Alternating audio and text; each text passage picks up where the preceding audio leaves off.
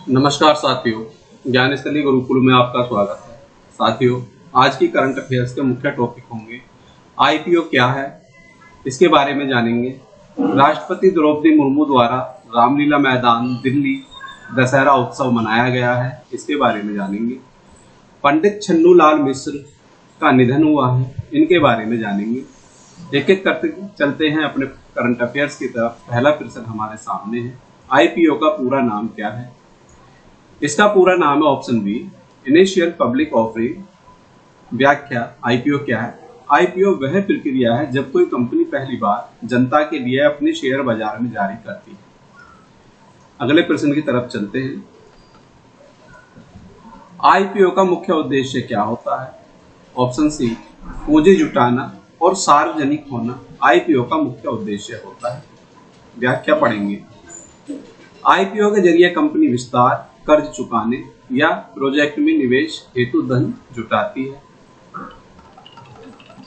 अगला प्रश्न, भारत में आईपीओ को कौन नियंत्रित करता है?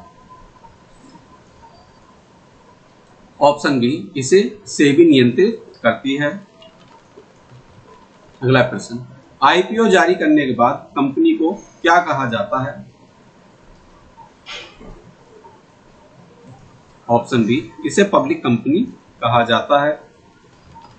अगला प्रश्न, आईपीओ में निवेशक को क्या मिलता है? ऑप्शन सी, कंपनी के शेयर मिलते हैं निवेशक को। अगला प्रश्न, आईपीओ के बाद शेयर पहली बार किस बाजार में खरीदे और बेचे जाते हैं? ऑप्शन ए, प्राइमरी मार्केट में ये खरीदे और बेचे जाते हैं। अगला प्रश्न, आईपीओ में प्रोस्पेक्टस किसे कहते हैं? ऑप्शन बी, कंपनी द्वारा जारी विस्तृत सूचना पत्र होता है ये, जिसमें सारी जानकारी दी होती है। किसी आईपीओ का मूल्य तय करने की प्रक्रिया क्या कहलाती है? Option A, book building process यह कहलाती है। अगले प्रश्न की तरफ चलते हैं। आईपीओ में शेयर पाने की गारंटी किसे होती है?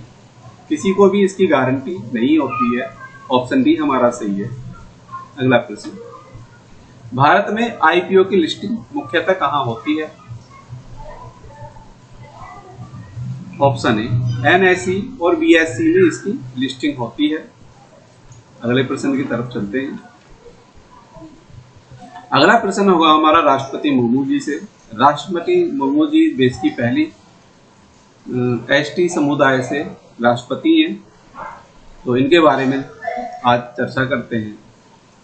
राष्ट्रपति द्रौपदी मुर्मू ने रामलीला मैदान दिल्ली में विजयादशमी कार्यक्रम के दौरान रामायण की प्रतिमा पर दहन किया है, तो इसके बारे में पहला प्रश्न, राष्ट्रपति द्रौपदी मुर्मू ने रामलीला मैदान में किस अवसर पर धनुष से तीर चलाकर रावण दहन की शुरुआत की है? तो ये विजयदशमी आएगा इसमें, दशहरा के अवसर पर। अगला प्रश्न, दशहरा उत्सव में रावण दहन प्रतीक है, यह बुराई पर अच्छाई की जीत का प्रतीक है। अगला प्रश्न, रामलीला मैदान दिल्ली में दशहरा उत्सव का आयोजन किस संस्था द्वारा किया जाता है? ये लवकुश रामलीला समिति है, इनके द्वारा इसका आयोजन किया जाता है। अगला प्रश्न, राष्ट्रपति द्रौपदी मुर्मू भारत की कौन सी क्रम की राष्ट्रपति हैं? ये 15वें क्रम की राष्ट्रपति हैं। ऑप्शन सी हमारा सही है। इनके बारे में सामान्य जानकारी, 2022 में शपथ लेकर वे भारत की 15वीं और पहली आदिवासी महिला राष्ट्रपति बनी है। अगला प्रश्न, दशहरा पर्व किस महाकाव्य से जुड़ा होता है? ऑप्शन सी, यह रामायण से जुड़ा होता है। अगला प्रश्न, यह रामलीला मैदान का स्थान कहाँ स्थित है जहां पर इसका आयोजन किया गया है या राष्ट्रपति जी ने रावण दहन किया है? तो यह रामलीला मैदान दिल्ली में स्थित है। अगला प्रश्न, दशहरा उत्सव में राष्ट्रपति या प्रधानमंत्री द्वारा प्रतीकात्मक रूप से क्या किया जाता है? ऑप्शन बी यहाँ हमारा सही है, रावण का दहन। आरंभ करने हेतु तीर चलाना, यह प्रतीकात्मक कार्य किया जाता है। अगले प्रश्न की तरफ चलते हैं। रावण दहन में सामान्यतः कितनी प्रतिमाएं जलाई जाती हैं? सामान्यतः यहाँ 3 प्रतिमाएं जलाई जाती हैं। रावण, मेघनाथ और कुंभकर्ण, इन तीनों की तस्वीरें होती हैं। अगले प्रश्न पर चलते हैं। परंपरा अनुसार तीनों की प्रतिमा बनाई जाती है और उनको जलाकर बुराई का अंत दिखाया जाता है। अगला प्रश्न, दशहरा उत्सव के तुरंत बाद कौन सा त्योहार आता है? इसके तुरंत बाद दीपावली आती है। ऑप्शन ए हमारा सही है। दशहरा के लगभग 20 दिन बाद दीपावली पर्व मनाया जाता है। अगला प्रश्न,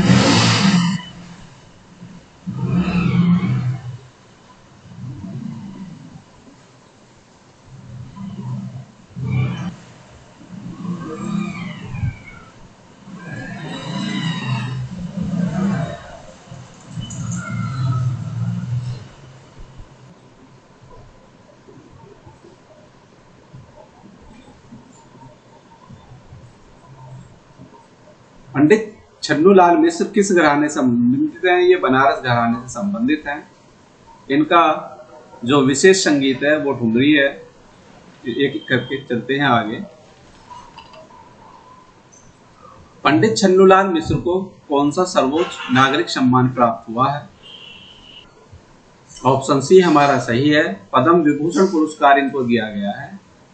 ये 2020 में इनको दिया गया है, इसलिए ये बहुत ही महत्वपूर्ण टॉपिक है। एक तो इनको पद्म विभूषण पुरस्कार मिला है, दूसरा राष्ट्रपति और प्रधानमंत्री जी ने भी इनकी मृत्यु पर शोक व्यक्त किया है, तो इसलिए ये और भी महत्वपूर्ण हो जाता है। उत्तर प्रदेश के लिए खास तौर से ये इसलिए इम्पोर्टेंट है क्योंकि ये उत्तर प्रदेश के बनारस घराने से आते हैं, तो इस टॉपिक को ध्यान से नोट कर लेना। अगला प्रश्न, छन्नूलाल मिश्र का जन्म किस राज्य में हुआ है? उत्तर प्रदेश में इनका जन्म हुआ है। अगला प्रश्न, उनका जन्म आजमगढ़ जिले के हरिहरपुर गांव में हुआ है, तो इनका जन्म स्थान भी आगे एग्जाम के लिए बहुत इंपॉर्टेंट है। ठुमरी गायन में छन्नूलाल मिश्र किस अंग के लिए विशेष प्रसिद्ध हैं? ऑप्शन सी पूरब अंग के लिए विशेष प्रसिद्ध हैं। अगले प्रश्न की तरफ चलते हैं। ठुमरी किस प्रकार की संगीत शैली है? ऑप्शन बी भाव प्रधान और अर्धशास्त्रीय गायन शैली है। ये ठुमरी को अर्धशास्त्रीय माना जाता है, जो भाव, राग और लोक तत्वों का मिश्रण है। अगला प्रश्न, पंडित छन्नूलाल मिश्र किस गेय विद्या में भी निपुण थे? ऑप्शन ए ख्याल और भजन में भी ये निपुण थे। अगला प्रश्न, छन्नूलाल मिश्र एक प्रसिद्ध ठुमरी गीत है, तो कौन सा गीत है इसमें? ऑप्शन ए लगे तो से नैन एक ठुमरी गीत है। ऑप्शन ए हमारा सही है। अगला प्रश्न, ठुमरी में कौन सा भाव सबसे अधिक प्रधान होता है? ऑप्शन बी भक्ति और श्रृंगार रस सबसे प्रधान होता है। अगले प्रश्न की तरफ चलते हैं। पंडित छन्नूलाल मिश्र को गंगा यमुनी तहजीब का प्रतीक क्यों कहा जाता है? ऑप्शन बी क्योंकि उनके गायन में भक्ति, सूफी और लोक तत्व एक साथ मिलते हैं, इसलिए इन्हें गंगा यमुनी तहजीब का प्रतीक माना जाता है। अगला प्रश्न, पंडित छन्नूलाल मिश्र का निधन कब हुआ? इनका निधन 2025 में हुआ है। इनके बारे में सामान्य जानकारी, 89 वर्ष की आयु में इनका निधन हुआ है। आईपीओ के बारे में प्रारंभिक प्रस्ताव, प्रारंभिक जानकारी। आईपीओ यानी इनिशियल पब्लिक ऑफरिंग, ये वह प्रक्रिया है जिसमें कोई निजी कंपनी पहली बार अपने शेयर आम जनता के लिए जारी करती है। आईपीओ का मुख्य उद्देश्य कंपनी के विस्तार, निवेश, ऋण चुकाने और नई परियोजनाओं के लिए पूंजी जुटाना होता है। इसके माध्यम से कंपनी प्राइवेट से पब्लिक लिमिटेड कंपनी बन जाती है और शेयर बाजार में लिस्ट होती है। भारत में आईपीओ का नियमन सेबी द्वारा किया जाता है। सेबी की फुल फॉर्म साथियों आप नोट कर लेना। निवेशक आईपीओ में पैसा लगाकर कंपनी के शेयर धारक बनाते हैं, लेकिन शेयर का आवंटन मांग और उपलब्धता पर निर्भर करता है, इसलिए कोई निश्चित गारंटी नहीं होती। आईपीओ में निवेश करते समय प्रोस्पेक्टस का अध्ययन आवश्यक है, जिसमें कंपनी की वित्तीय स्थिति, उद्देश्य और जोखिम का विवरण दिया जाता है। आईपीओ का पूरा नाम। आईपीओ के बाद कंपनी पब्लिक कंपनी बन जाती है। शेयर पहली बार प्राइमरी मार्केट में बेचे जाते हैं। मूल्य तय करने की प्रक्रिया को बुक बिल्डिंग प्रोसेस कहा जाता है। ये सारी इसके बारे में जानकारी दी गई है। इसके साथ राष्ट्रपति द्रौपदी मुर्मू और रामलीला मैदान। राष्ट्रपति द्रौपदी मुर्मू भारत की 15वीं और पहली आदिवासी महिला राष्ट्रपति हैं, जिन्होंने दिल्ली के रामलीला मैदान में दशहरा उत्सव में भाग लिया है। इस अवसर पर उन्होंने धनुष से तीर चलाकर रावण दहन का प्रतीकात्मक आरंभ किया है। दशहरा का पर्व रामायण से जुड़ा हुआ है और बुराई पर अच्छाई की जीत का प्रतीक है। रामलीला मैदान में रावण, कुंभकर्ण और मेघनाथ की प्रतिमाएं जला जाती हैं।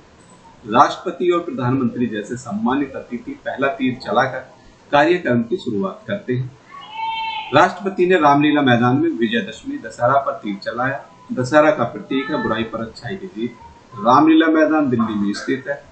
रावण दहन समारोह में रावण, कुंभकर्ण और मेघनाथ की प्रतिमाएं जलाई जाती हैं। इस आयोजन के माध्यम से न केवल सांस्कृतिक परंपराओं का सम्मान होता है, बल्कि सामाजिक और राष्ट्रीय एकता का संदेश भी समाज में जाता है। पंडित छन्नूलाल मिश्र का जन्म 3 अगस्त 1936 को उत्तर प्रदेश के आजमगढ़ जिले के हरिहरपुर गांव में हुआ। वे बनारस घराने के प्रमुख गायक थे और ठुमरी प्रमुख अंग पूरब में विशेष महारत रखते थे। उन्हें पद्म भूषण और पद्म विभूषण दोनों पुरस्कारों से सम्मानित किया गया है। पद्म भूषण 2010 में दिया गया और पद्म विभूषण 2020 में दिया गया है। ठुमरी एक भाव प्रधान अर्ध शास्त्रीय संगीत शैली है, जिसमें श्रृंगार, भक्ति और विरह के भाव प्रमुख होते हैं। पंडित मिश्र ने ठुमरी को अद्भुत साज सज्जा, अलंकार और राग के संयोजन से प्रस्तुत किया है। उनके कुछ प्रसिद्ध ठुमरी गीत हैं। ये उनके गीत लिखे हुए हैं। वे ख्याल, भजन, कजरी और चैती जैसी शास्त्रीय व अर्थशास्त्रीय विधाओं में पारंगत थे। उनके गायन में गंगा यमुनी तहजीब का अद्भुत संगम देखने को मिलता है। उनके बारे में सामान्य जानकारियां ये लिखी हुई हैं, इसको आप नोट कर सकते हैं। श्रृंगार रस इनके संगीत में प्रधान होता था। साथियों, इसी के साथ आज की करंट अफेयर्स हमारी समाप्त होती है। मिलते हैं नई करंट अफेयर्स के साथ, तब तक के लिए जय हिंद, जय भारत। साथियों, यदि आज की करंट अफेयर्स आपको पसंद आई है या आपको ज्ञानवर्धक लगी है तो हमारे वीडियो को लाइक कीजिए और शेयर कीजिए, और चैनल यदि आपने सब्सक्राइब नहीं किया है तो चैनल को सब्सक्राइब कीजिए। मिलते हैं नई करंट अफेयर्स के साथ, तब तक के लिए जय हिंद, जय भारत। धन्यवाद साथियों।